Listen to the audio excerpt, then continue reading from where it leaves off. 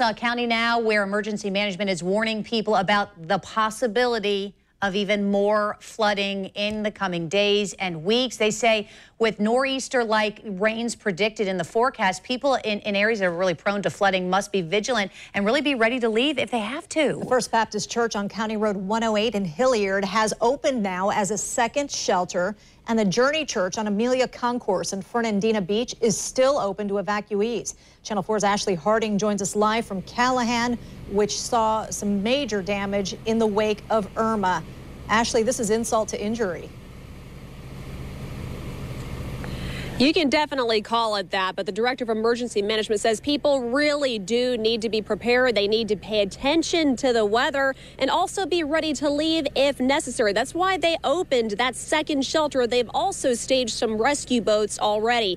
Now, right now, again, we're in Callahan. We're on Maplewood Court, just off Ratliff Road. We were here just the other day, in fact, in front of this home. You know, there's a little bit of standing water left, but this whole front lawn was underwater. Look over here.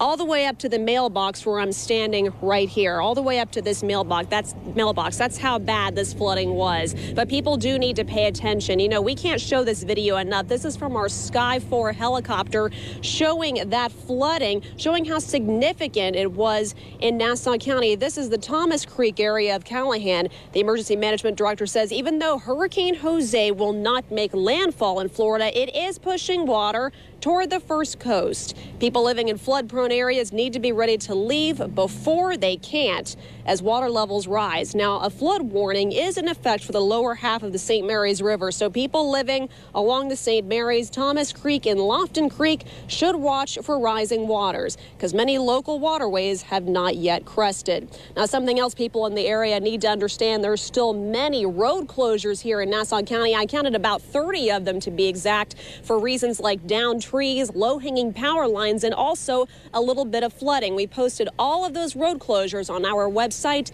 news4jax.com. We're live in Nassau County this morning. Ashley Harding, Channel 4, the local station.